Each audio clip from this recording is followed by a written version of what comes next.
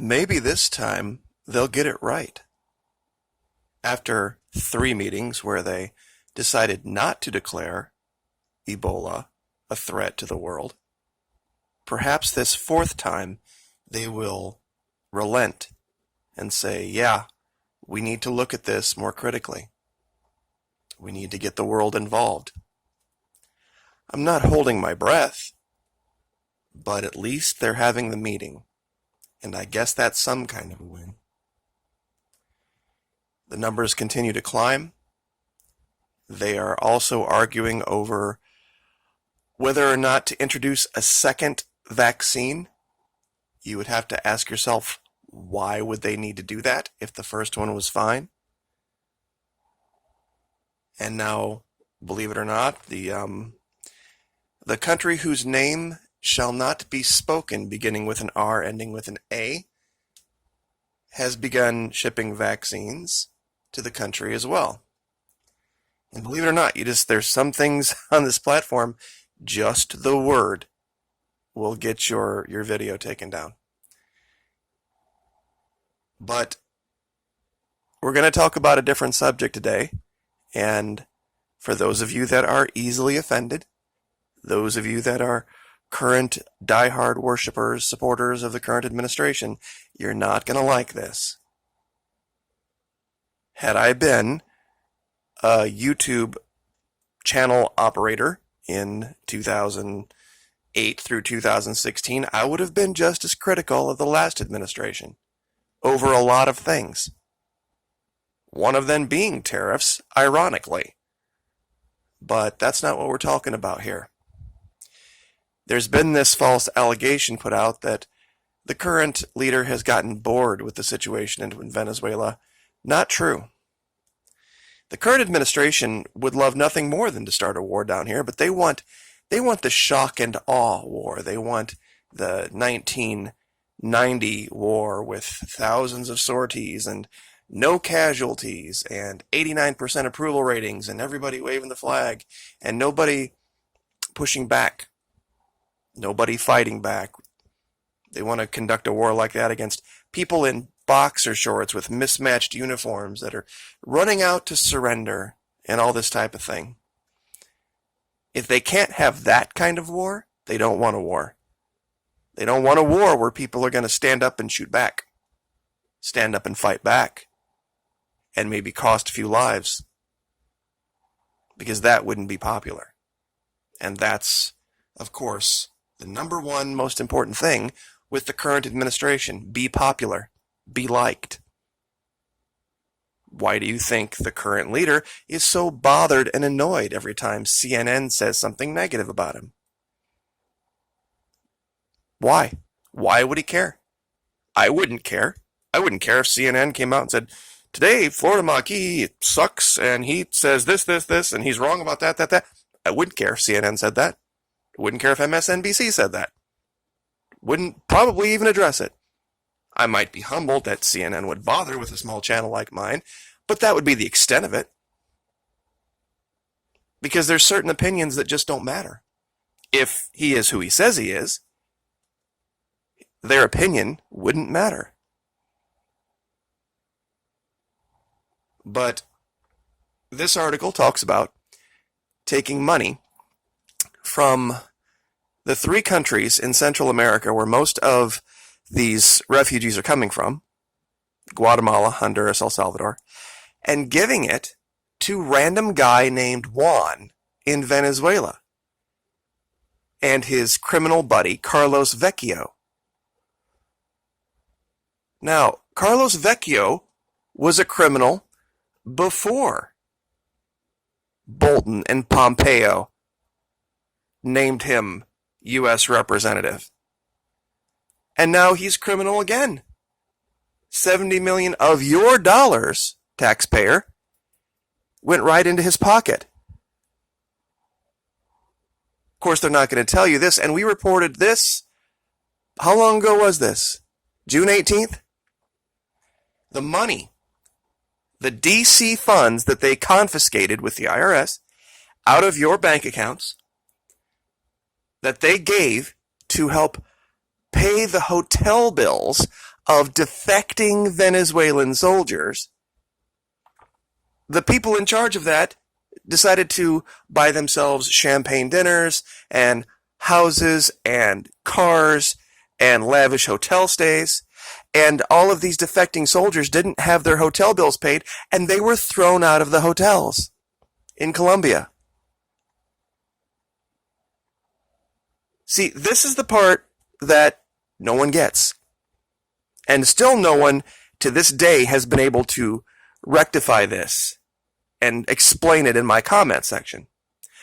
We give $500 million a year to Colombia.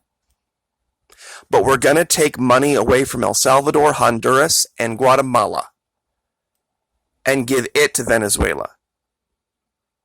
What do you think the difference would have been? Those of you who believe I'm wrong, those of you who still believe the fake make-believe story about Nicolas Maduro being a dictator and that it's all his fault, the financial hiccup, the problem, and not the U.S. sanctions. What do you think the outcome would have been had we said, okay, we're going to give Colombia and Venezuela each $250 million a year and see how that turns out?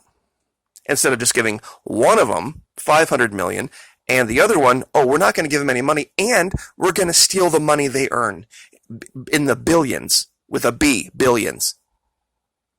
We're going to steal their gold.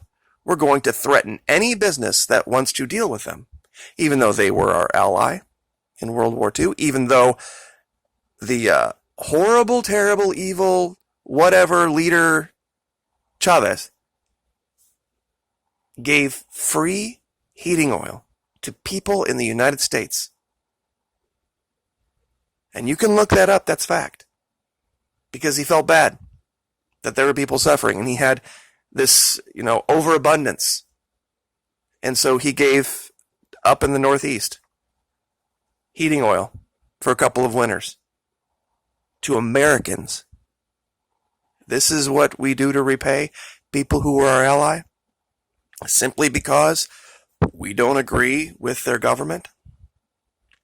We don't like the idea of corporations not setting the tone. What's going on now is criminal. I could give a crap less what the current leader's opinion of people of ethnic backgrounds he doesn't like. Couldn't care less. If he wants to run his mouth about what he's talking about now, fine, let him. No giant surprise. He's a 70-something-year-old man. He's a 70-something-year-old white man from Florida. Guess what? They're mostly racists. Giant secret, I know, right? It's just where they come from. This, what's going on here in Venezuela, this is criminal. One of the last Christian nations on the planet. And it's written into their constitution. Marriage is between a man and a woman. Abortion is aberrant. It is the duty of children to take care of their parents in old age. And it's the duty of parents to the mother and father parents to raise their children to be productive members of society in their constitution. Not in ours. When this goes down, because it's pretty much, I think what happened is this current leader decided to put all this off for a while so that he could have his war right up near the election, because I guess historically that helps with polling numbers. Nobody wants to change leaders during a time of war. This hasn't been forgotten about. First order of business in 2017, and you can look this up too. The current leader met with 4 South American leaders: Colombia, Brazil, Panama, and Ecuador, and asked each one of them specifically about invading Venezuela, and all 4 of them said, terrible idea. Yes, they wanted regime change, but they didn't want it to be done with any type of military force because they knew that would unite the continent against North America and its allies. That will still happen, regardless of what the governments down there say. DC will have bitten off way more than it could chew. And it isn't going to be just about putting our military up against Venezuela's military.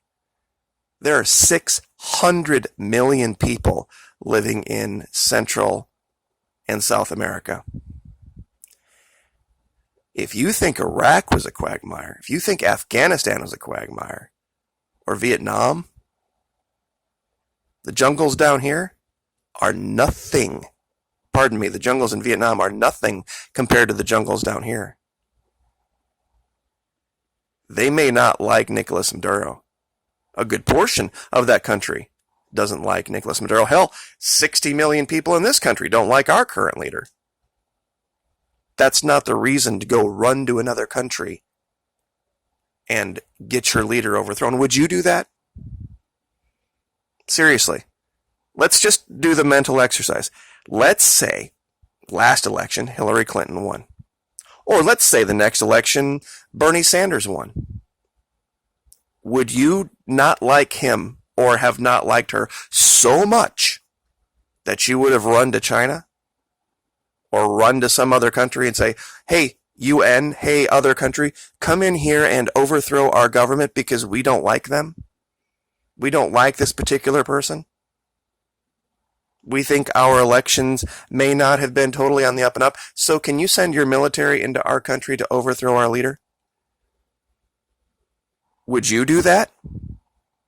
That's what they're doing down here.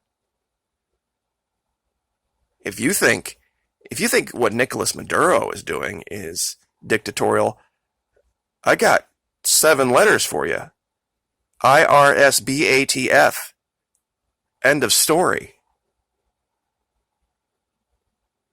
There's no equivalent in Venezuela for what we have here that systematically has raped, robbed, and pillaged the wealth of this country for the last 75 years, 80 years?